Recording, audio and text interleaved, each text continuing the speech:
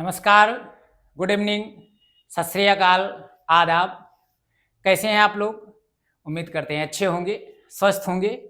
स्वागत है एक बार फिर आपका करियर मास्टर 43 के ऑनलाइन प्लेटफॉर्म पर।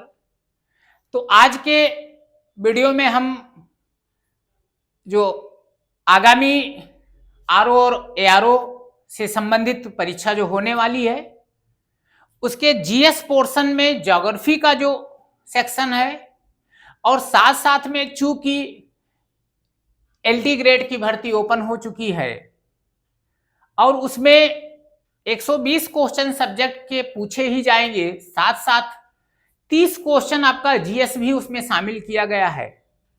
तो उस जीएस के सेक्शन को कवर करेंगे और साथ में जो आरओ और एआरओ की परीक्षा होने जा रही है उसमें जो जीएस का सेक्शन है उसको कवर करेंगे।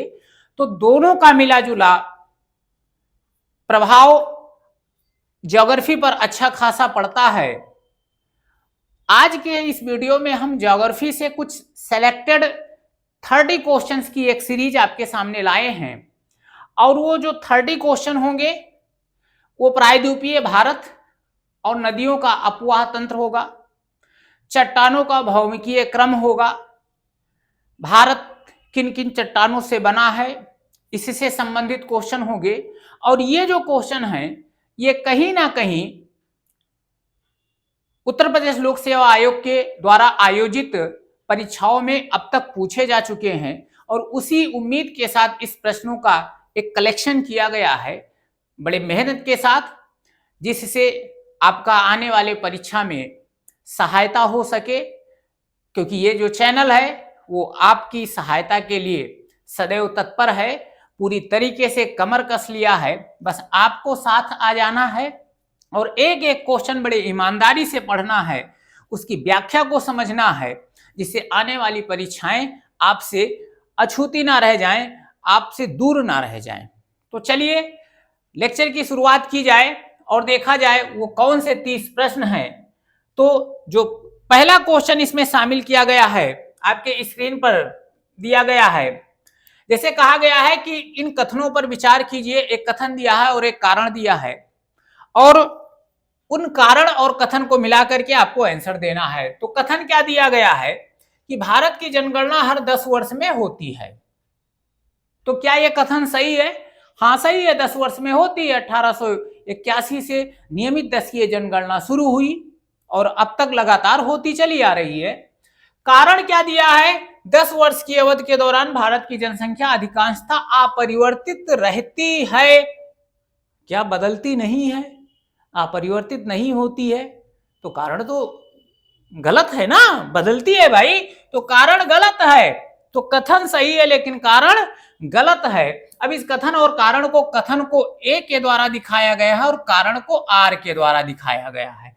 तो ए सही है लेकिन आर गलत है। अब जहां ऐसा कुछ ऑप्शन मिल जाए, ए सही है किंतु आर गलत है, यही आपका आंसर हो जाएगा। तो पहले क्वेश्चन का आंसर सी हो गया। चलिए नेक्स्ट क्वेश्चन की बात करते हैं। कह रहा खनिज संसाधन की दृष्टि से भारत का सर्वाधिक महत्वपूर्ण भौमिकीय क्रम है। तो थोड़ा सा इस पर बात कर लें तो प्रायद्वीपीय भारत की जो संरचना हुई है उसमें 6 प्रकार के चट्टानों का क्रम है। 6 प्रकार के चट्टानों का क्रम है जो भारतीय प्रायद्वीप की संरचना हुई है। वो कौन से क्रम है? जो पहला है वो आर्कियन है, आर्कियन क्रम, आर्कियन क्रम की चट्टान। दूसरा है धारवाड़, धारवाड़ क्रम की चट्टान। तीसरा कुड़प्पा, कुड़प्पा क्रम की चट्टान। चौथा है बिंद क्रम की चट्टान या बिंधन क्रम की चट्टान। उसके बाद में पांचवा गोंडवाना क्रम की चट्टान और जो छठा है वो है दक्कन ट्रैप, दक्कन ट्रैप। तो ये 6 चट्टानों के क्रम से भारतीय प्रायद्वीप की संरचना हुई है, जिसमें सर्वाधिक आर्थिक दृष्टि से सर्वाधिक जो महत्वपूर्ण है वो आपका धारवाड़ क्रम का चट्टान है। क्योंकि जितने भी बहुमूल्य धातुएं हैं, सोना, लोहा, तांबा, इत्यादि, ये सब धारवाड़ क्रम की चट्टानों में मिलते हैं। तो इसलिए आर्थिक दृष्टि से सबसे महत्वपूर्ण कौन सा हो जाएगा? धारवाड़ क्रम की चट्टान, सी ऑप्शन हो जाएगा। ये उत्तर प्रदेश लोक सेवा आयोग के द्वारा ये क्वेश्चन पूछा जा चुका है। तो इस क्वेश्चन का आंसर क्या हो जाएगा? सी हो जाएगा। चलिए नेक्स्ट क्वेश्चन की बात करें। जम्मू कश्मीर सड़क मार्ग जवाहर सुरंग से होकर गुजरता है। अब ये जवाहर सुरंग किस दर्रे से संबंधित है? तो जो जवाहर सुरंग है वो बनिहाल दर्रे से संबंधित है। और जो ये बनिहाल दर्रा कहाँ है? ये दक्षिण जम्मू कश्मीर के दक्षिणी पश्चिमी हिस्से में, जम्मू कश्मीर के दक्षिणी पश्चिमी हिस्से में।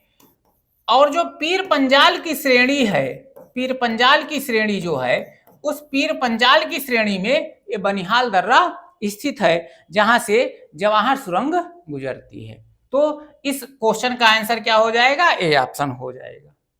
ठीक है ना। चलिए नेक्स्ट क्वेश्चन की बात कर ले। अगला क्वेश्चन कह रहा है नीलगिरी और अन्नामलाई पहाड़ियों के बीच स्थित दर्रा है। तो अब यदि हम बात करें वैसे भारत में पाए जाने वाले दर्रों के क्रम की, तो यदि आप लद्दाख से शुरू कर लें, दर्रों का क्रम यदि लद्दाख से शुरू कर लें, एक स्ट्रक्चर आपको बना करके समझाने का प्रयास किया जा रहा है। यदि दर्रों का क्रम शुरू करें तो लद्दाख से शुरू हो जाता है दर्रों का क्रम, और ये जा करके अरुणाचल प्रदेश तक ये चलता है, और उसके बाहर नीचे मणिपुर तक ये चलता है। तुजू दर्रा है, मणिपुर तक जाता है। बाकी जो नीलगिरी और अन्नामलाई की जो पहाड़ियां हैं वो स्पेशली केरल राज्य में पाई जाती हैं। कहां पाई जाती है? केरल राज्य में। तो केरल राज्य में जो दर्रा होगा उसी पर बात किया जाएगा। तो केरल राज्य में जो दर्रा है वो पाल घाट दर्रा है, अर्थात बी ऑप्शन आपका सही हो जाएगा। पाल घाट दर्रा कहां है? अन्नामलाई और नीलगिरी के पहाड़ियों के मध्य स्थित है। किस राज्य में? केरल राज्य में। बाकी ये जो थाल घाट और भोर घाट दर्रा है ये आपका महाराष्ट्र में स्थित है, ये महाराष्ट्र में स्थित है। घाट घाट से कंफ्यूज मत होइएगा। केरल में अर्थात नीलगिरी और अन्नामलाई की पहाड़ियों के बीच जो दर्रा है वो पाल घाट दर्रा होगा। चलिए अगले क्वेश्चन पर बात कर ले। कह रहा वह दर्रा जो सर्वाधिक ऊंचाई में अवस्थित है वो है क्या? तो भारत में सर्वाधिक ऊंचाई पर जो दर्रा अवस्थित है वो है उमलिंगला दर्रा। उमलिंगला दर्रा। अब ये कहां है? ये लद्दाख में है। कहां है? लद्दाख में है। ऊंचाई कितनी है? 19,300 फीट इसकी ऊंचाई है। 19,300 फीट इसकी ऊंचाई है। और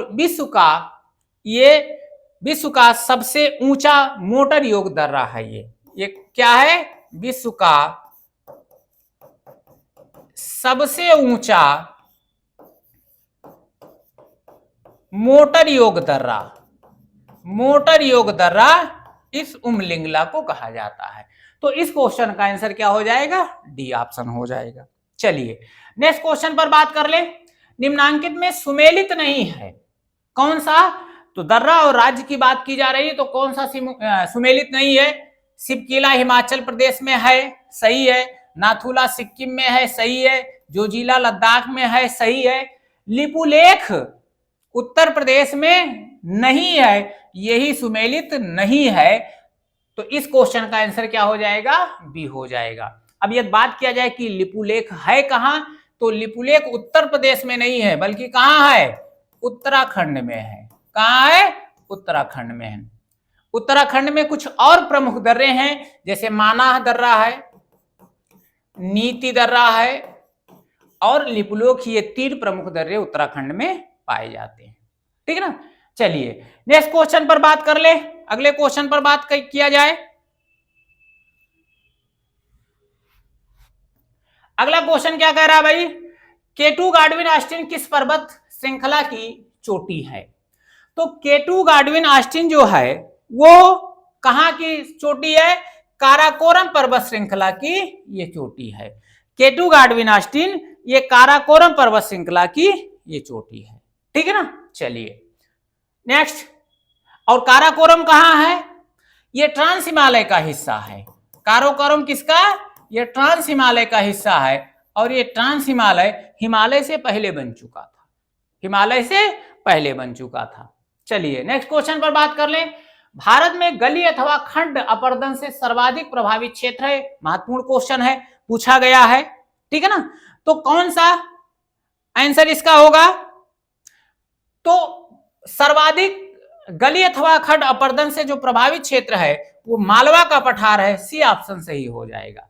अब मालवा का पठार है कहां, किस जगह पर स्थित है? तो ये जो है अरावली और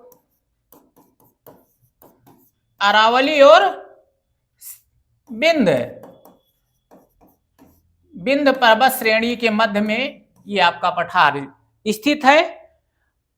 ये लावा से बना है, इसकी और विशेषता क्या है? ये लावा से बना है। और अगली विशेषता जो है ये है काली मिट्टी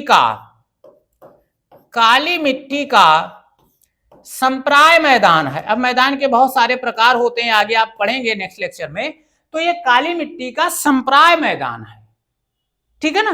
तो इस क्वेश्चन का आंसर क्या हो जाएगा? मालवा का पठार हो जाएगा। चलिए नेक्स्ट क्वेश्चन की बात करते हैं। दक्षिण भारत की उच्चतम चोटी कहां है या कौन सी है? तो दक्षिण भारत की सबसे उच्चतम चोटी कौन सी है? अनायमुडी। कौन सी चोटी है? अनायमुडी। अभी अनायमुडी कहां है? दक्षिण भारत में। तो अनायमुडी ये केरल में पड़ेगा। कहां पड़ेगा? केरल में पड़ेगा। पारसनाथ कहां की सबसे ऊंची चोटी है? छोटा नागपुर पठार की। गुरु शिखर कहां की सबसे ऊंची चोटी है? ये आप बताइएगा कमेंट बॉक्स में। दोदा बेट्टा, पारसनाथ और गुरु शिखर, ये किस किस पर्वत श्रेणी की सबसे ऊंची चोटी है? कमेंट करके जरूर बताइएगा। चलिए अगला क्वेश्चन है, निम्नलिखित में से कौन सा एक प्रवाल द्वीप का उदाहरण है? अब बहुत ज्यादा इसमें कुछ जानना है नहीं। लक्षद्वीप, ये प्रवाल द्वीप या मूंगा द्वीप इसको कहा जाता है। लक्षद्वीप प्रवाल द्वीप का उदाहरण है, मूंगा द्वीप कहा जाता है। और ये कहां स्थित है? अरब सागर में स्थित है। बस यहां इतना आपको जानना है, अरब सागर में स्थित है। चलिए नेक्स्ट क्वेश्चन पर बात कर लें।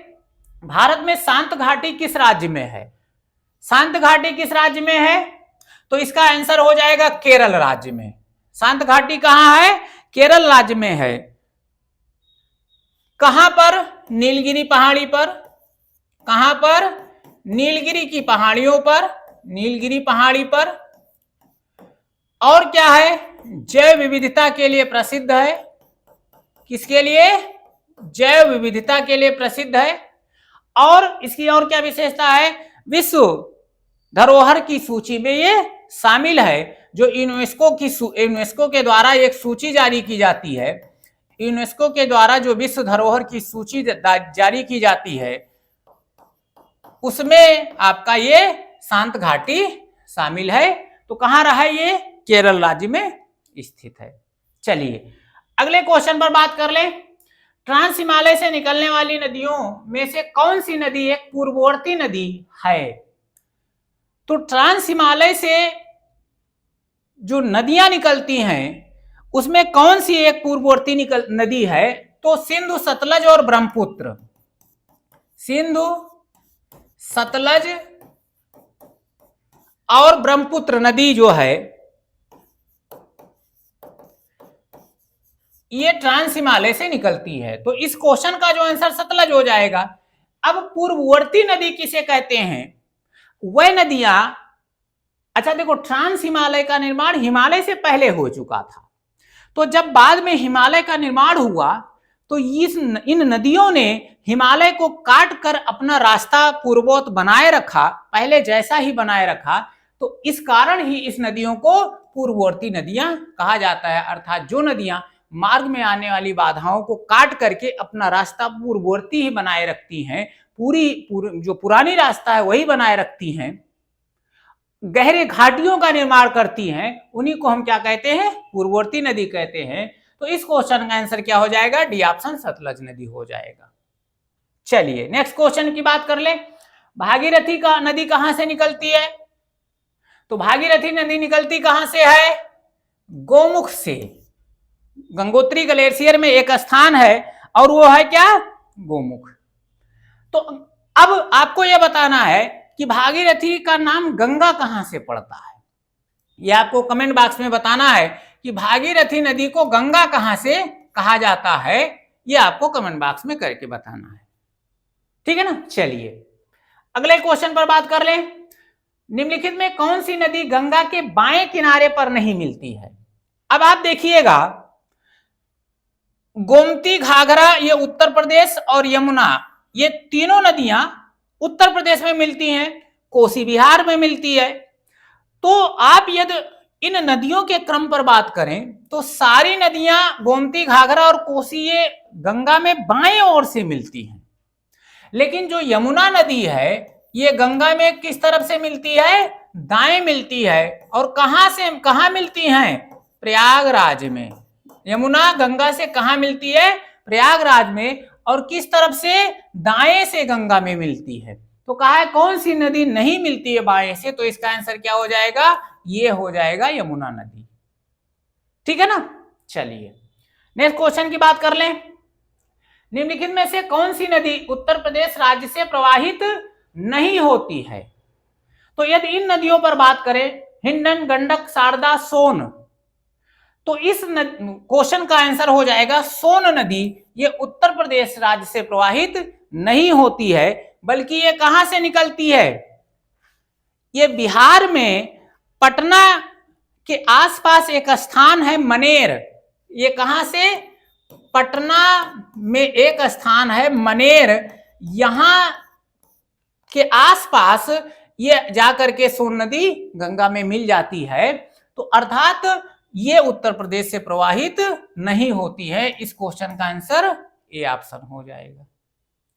चलिए नेक्स्ट क्वेश्चन की बात कर लें। क्वेश्चन नंबर 16 कह रहा है निम्नलिखित में से कौन सा तट पश्चिमी तट का भाग नहीं है।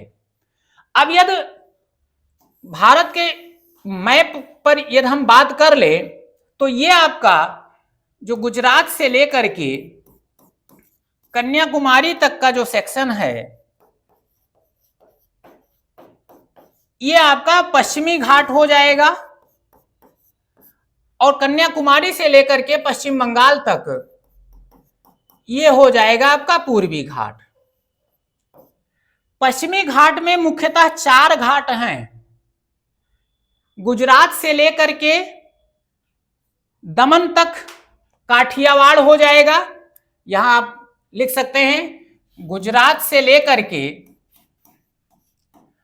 दमन द्वीप तक ये काठियावाड़ तट हो जाएगा। उसके बाद में दमन से गोवा तक कोंकण तट हो जाता है, कोंकण तट। दमन से कहां तक, गोवा तक, ये कोंकण तट हो जाएगा।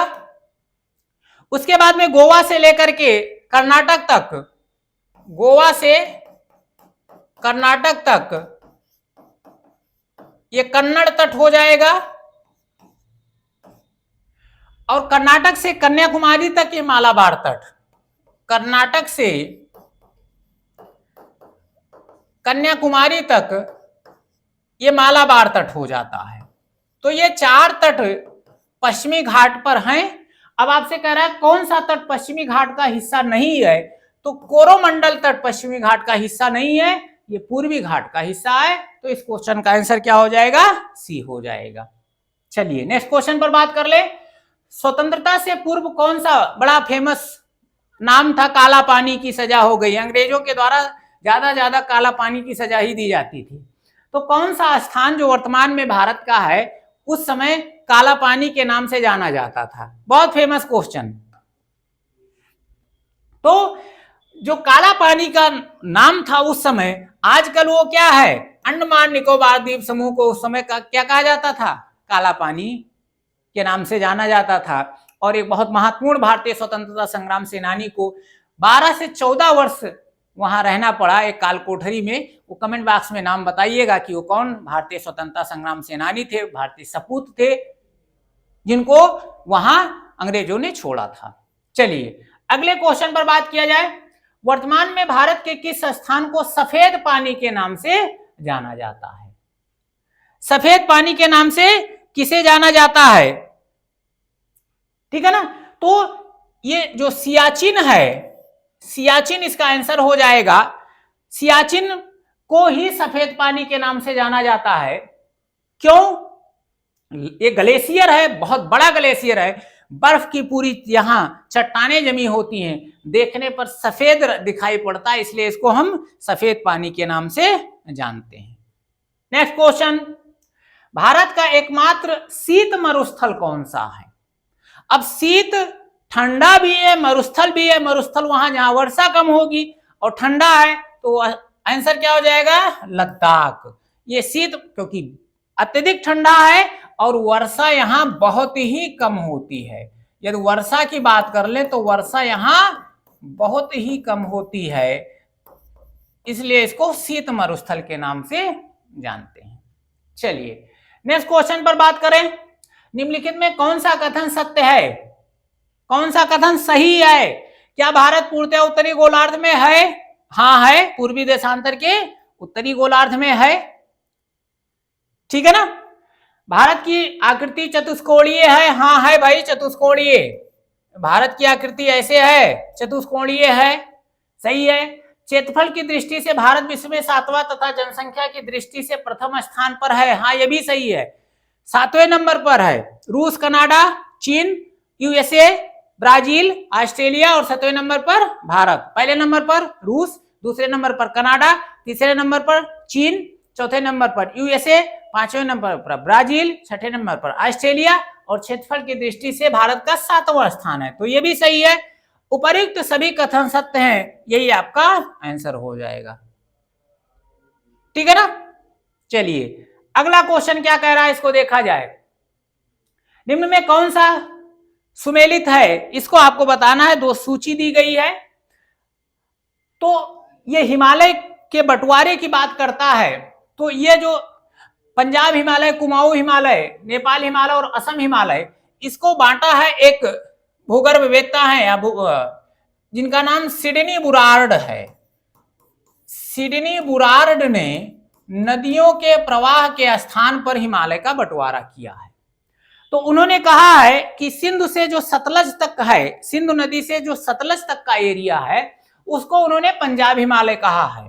तो देखिए पंजाब हिमालय सिंधु से सतलज, तो पहले का क्या हो जाएगा? तीसरा। पहले का तीसरा हो जाएगा पंजाब हिमालय सिंधु से सतलज तक। सतलज से काली नदी तक जो है वो आपका है कुमाऊं हिमालय। सिंधु सतलज से काली नदी तक, तो सतलज से काली नदी तक क्या है? कुमाऊं हिमालय। बी का 1 हो जाएगा। बी का क्या हो जाएगा? 1 हो जाएगा। ए का 3, बी का 1। उसके बाद में फिर उन्होंने कहा है कि काली से तीस्ता नदी के मध्य जो है वो नेपाल हिमालय है।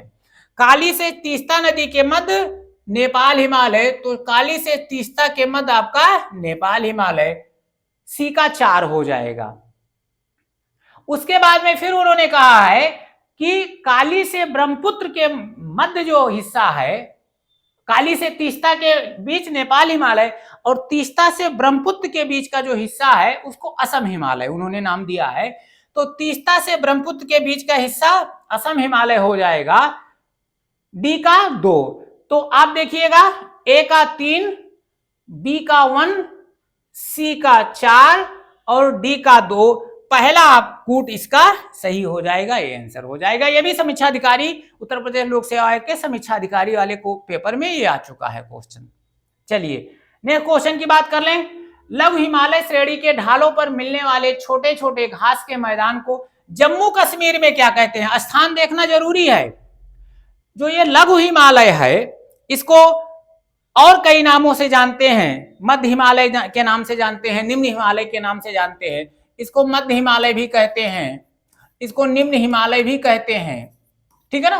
तो इसमें जम्मू कश्मीर में जो ये ढालों पर घास मिलती है वो जम्मू कश्मीर में भी मिलती है और उत्तराखंड में भी मिलती है। हमसे पूछा गया है कि जम्मू कश्मीर में इसको क्या कहा जाता है। तो ये जो छोटे छोटे घास के मैदान हैं जम्मू कश्मीर में इसको मर्ग के नाम से जाना जाता है। और यही यदि उत्तराखंड की बात कर ले तो उत्तराखंड में इन घास के मैदान को बुग्याल और पयार के नाम से जानते हैं। तो उत्तराखंड में बुग्याल और पयार जबकि जम्मू कश्मीर में मर्ग के नाम से जानते हैं, हमने नाम सुना होगा, सोनमर्ग, गुलमर्ग, ठीक है ना। तो इसका आंसर ए ऑप्शन हो जाएगा। चलिए नेक्स्ट क्वेश्चन पर बात करते हैं। अरावली पर्वत का सर्वोच्च शिखर क्या है? तो अरावली पर्वत का सर्वोच्च शिखर गुरु शिखर है। कहां पर है? माउंट आबू की पहाड़ी पर है और ये अरावली का सर्वोच्च शिखर है। माउंट आबू एक जैन मंदिर है। कमेंट बॉक्स में उस मंदिर का नाम बताइए कि क्या नाम है उस मंदिर का जो माउंट आबू पर स्थित है। चलिए नेक्स्ट क्वेश्चन बात कर लें। सूची 1 को 2 से सुमेलित कीजिए। कौन सा सही है भाई? नाथुला दर्रा क्या कह रहा है? नाथुला दर्रा कहां है? सिक्किम में। 1 का 3। बोमिडिला कहां है? अरुणाचल में। B का 1। तुजू कहां है? तुजू मणिपुर में। C का 2। और सिपकीला कहां है? हिमाचल प्रदेश में। D का 4। मिलाइए। A का 3। A का 3 दोनों जगहों पर है। B का 1। B का 1 C में है। C का 2 C में है। D का 4। C ऑप्शन आपका सही हो जाएगा। ये दर्रों का अवस्थिति के बारे में आपसे क्वेश्चन था। अगले क्वेश्चन पर बात कर लें। किस पर्वतीय दर्रे से होकर भारतीय तीर्थयात्री मानसरोवर झील और कैलाश पर्वतीय घाटी के दर्शन के लिए जाते हैं? तो इसमें कौन सा दर्रा हो जाएगा? इसमें लिपुलेख दर्रा हो जाएगा। इसका आंसर क्या हो जाएगा? लिपुलेख दर्रा। क्या आंसर हो जाएगा? उत्तराखंड का लिपुलेख दर्रा। अगला क्वेश्चन, सूची 1 को सूची 2 से सुमेलित करना है। अच्छा क्वेश्चन है। बिहार का शोक किस नदी को कहते हैं भाई? बड़ा फेमस क्वेश्चन, कोसी नदी को। बंगाल का शोक दामोदर नदी को। उड़ीसा का शोक महानदी को। और लवणीय नदी किसको कहते हैं? लूनी नदी को। ये इसका सही क्रम है। मिलाइएगा। A का 2 है कहीं, B और C दोनों में है। B का 1, तो A का 2, B का 1, B में मिल रहा है। C का 4 और D का 3। ये B ऑप्शन आपका सही हो जाएगा। चलिए अगले क्वेश्चन पर बात करें। निम्नलिखित में से किस नदी को वृद्ध गंगा के नाम से जाना जाता है? वृद्ध गंगा, दक्षिण की गंगा भी कहा जाता है। कौन सी नदी? तो वृद्ध गंगा के नाम से किसको जाना जाता है? गोदावरी को। दक्षिण गंगा के नाम से भी जाना जाता है। और एक क्वेश्चन और बनेगा, प्रायद्वीपीय भारत की सबसे बड़ी नदी। प्रायद्वीपीय भारत की सबसे बड़ी नदी। प्रायद्वीपीय भारत की सबसे बड़ी नदी। सबसे बड़ी नदी किसको कहा जाता है? गोदावरी को। भारत की सबसे लंबी नदी गंगा, लेकिन प्रायद्वीपीय भारत की सबसे बड़ी लंबी नदी क्या है? गोदावरी को कहा जाता है। तो इस क्वेश्चन का आंसर क्या हो जाएगा? ए हो जाएगा। चलिए ये अगला क्वेश्चन आपको वही मिल गया। प्रायद्वीपीय भारत की सबसे बड़ी नदी कौन सी है? गोदावरी। अभी चर्चा किया गया। गंगा मत लगा दीजिएगा, क्योंकि आप सोचे कि क्वेश्चन बड़ा आसान है, ये तो एकदम हलवा है, तुरंत आप गटक जाइए, ऐसा नहीं है। क्वेश्चन के शब्दों पर भी ध्यान देना है। प्रायद्वीपीय भारत का कह रहा है। अब आप सोचते हैं कि भारत को चाहे प्रायद्वीपीय भारत को, बात तो एक ही है ना, लेकिन अंतर है। गंगा हिमालयी नदी है। गंगा हिमालयी नदी है। गोदावरी हिमालय से नहीं निकलती है। चलिए अगले क्वेश्चन पर बात करें। निम्नलिखित में से कौन सी नदी ज्वारनद मुख का निर्माण करती है? ज्वारनद मुख का निर्माण करती है। ज्वारनद मुख को एस्चुरी भी कहा जाता है। डेल्टा नहीं बनाती। तो 5 ऐसी नदियां हैं जो अरब सागर में गिरती हैं। नर्मदा, ताप्ती, साबरमती, माही और लूनी। नर्मदा, ताप्ती, साबरमती, माही और लूनी, तो वो डेल्टा नहीं बनाती। तो इसमें कौन सी है? नर्मदा नदी डेल्टा नहीं बनाती। क्या बनाती हैं? ज्वारनद मुख। इसको एस्चुरी कहते हैं। क्या कहते हैं? एस्चुरी भी कहते हैं इसको। चलिए, और इस सीरीज का लास्ट क्वेश्चन क्या कह रहा है? भारतीय उपमहाद्वीप मूलतः एक विशाल भूखंड था या विशाल भूखंड का भाग था, जिसे क्या कहा जाता है। तो थोड़ा सा इस पर बात किया जाए कि जब सातों महाद्वीप एक थे तो उसको पेंजिया कहा गया था, और बहुत सारे भूगर्भीय हलचलों के कारण जब उसका विखंडन हुआ, ये पेंजिया था, और जब इसका विखंडन हुआ तो ये दो भागों में टूटा, एक भाग उत्तर की ओर, एक भाग दक्षिण की ओर खिसक गया, और बीच में एक पतला सा छिछला महासागर हुआ, टिथिस महासागर। और जो इसके दक्षिणी भाग को नाम दिया गया, वो नाम दिया गया गोंडवाना लैंड, गोंडवाना लैंड। और जो उत्तरी भाग को नाम दिया गया, वो नाम दिया गया अंगारा लैंड। और जो आपका गोंडवाना लैंड था उसमें अफ्रीका, ऑस्ट्रेलिया, प्रायद्वीपीय भारत, इनका निर्माण हुआ। तो जो प्रायद्वीपीय भारत जिस विशाल भूखंड का हिस्सा था, वो किसका था? गोंडवाना लैंड का हिस्सा था। तो ये लास्ट क्वेश्चन, ये था 30 प्रश्नों की एक सीरीज। उम्मीद करते हैं प्रश्न आपको अच्छे लगे होंगे, पढ़ने में मजा आया होगा, और ये प्रश्न अच्छे लगे हों, इस चैनल की मेहनत आपको दिख रही हो, तो चैनल को लाइक कर दीजिए, सब्सक्राइब कर लीजिए, और अपने से जुड़े लोगों को शेयर कर दीजिए, जिससे उनको भी लाभ हो जाए। ऐसे ही जीएस के और स्ट्रांग पोजीशन के साथ आगे फिर आपसे मुलाकात होगी। आज के लिए इतना ही। धन्यवाद। जय हिंद।